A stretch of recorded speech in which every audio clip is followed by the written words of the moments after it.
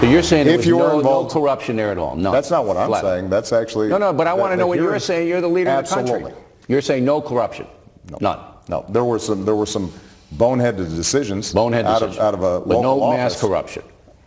Not even mass corruption, not even a smidgen of corruption. What did you think about that? President Obama downplaying the IRS targeting scandal in that interview with Bill O'Reilly. 24 hours later, the IRS announces it will pay employees the bonuses from 2013 that were canceled. Now, some top Republicans blasting that decision. Utah Senator Orrin Hatch, quote, "The IRS is accused of targeting conservative groups, with many of its employees having conducted themselves in a manner inappropriate for government officials. And the agency decides to reinstate employee bonuses. This is outrageous," end quote.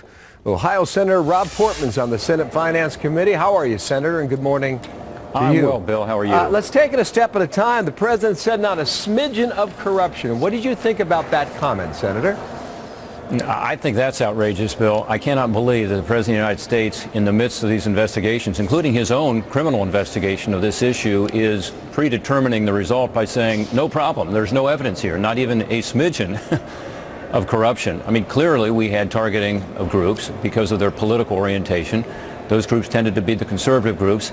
I got very involved in this, Bill, as you know, because groups in Ohio came to me and said, what's going on here? You know, we are not able to get our 501c4 status, but also they're asking us questions that seem inappropriate. I made inquiries. The IRS said, no problem, we're not doing any of this, when in fact we found out later that they had reason to believe that this was going on. So look, there is definitely a smidgen. There's far more than a smidgen. There's a lot of evidence of serious corruption, I would say, is not too strong a word. And for the president to say there's nothing here is unbelievable. You know, given it's that interesting you bring ongoing. up the Cincinnati connection, okay? These were his words he used with O'Reilly. There were some boneheaded decisions out of a local office. And the comments stop there. Yeah, look, our hometown of Cincinnati clearly was involved in this, and there were boneheaded decisions. It doesn't mean those decisions were not made without, you know, some deliberate attempt to target conservative groups, which is what I believe. But it's much more than the Cincinnati office. This went right up to Washington. We know this. In fact, the president himself asked for the resignation of the acting IRS commissioner because of this. And Lois Lerner, as you know, resigned because of this. So this notion that there was nothing wrong other than just some bad decisions along the way, I think is totally irresponsible for the president to assert at this point. Just to finish his comments, Senator, he said not even mass corruption, not even a smidgen of corruption.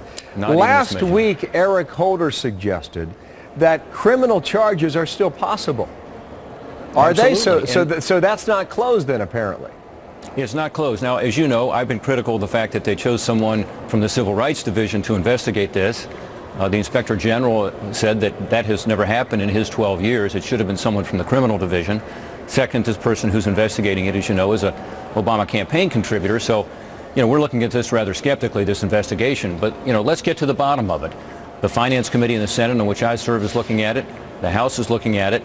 Let's not prejudge the result here. Let's ensure that the American people can have their trust restored in this agency by getting to the bottom of it and not telling the American people there's no problem here when we haven't even completed the investigation. One more point, Senator, here. There are a lot of good people who work at the IRS, and you would concede that, I'm sure, as well, not just in Washington, but all across the country. Should the raises have been reinstated? What is your view on that? Well, I have not talked to the commissioner about that yet. Commissioner Koskinen, you know, I was actually pleased that they picked him as a nominee because he's a business person. He has private sector background. He's a turnaround guy. That's what's needed. So I want to talk to him first. Clearly, no one who's involved in this scandal ought to be getting bonuses. But there are other hardworking people there who probably did not get a bonus last year, even though they weren't involved in this. And I just want to find out who is getting these bonuses, what the level is. I've heard some reports these are smaller bonuses than usual. So I'm not going to prejudge that, just as I hope the president won't prejudge these investigations. All right, Senator, one fine point on this. The FBI and the Justice Department are still looking into whether or not criminal activity occurred. The internal investigation on behalf of the IRS, they'd already determined that there was a slow walk of these applications. And that goes back a couple years. I'll give you the last word, Senator. Yeah. Well, Bill, look, this is about taking an agency that affects all of us in our lives and ensuring that we can restore some, you know, trust from the American people. And the way to do that is not to have the leader of the government, the President of the United States, say there was no problem here, when in fact there's plenty of evidence that there were problems, plenty of evidence of targeting. All we want to do is get to the bottom of it and ensure that these investigations are fair and impartial. And I hope that's what will now happen.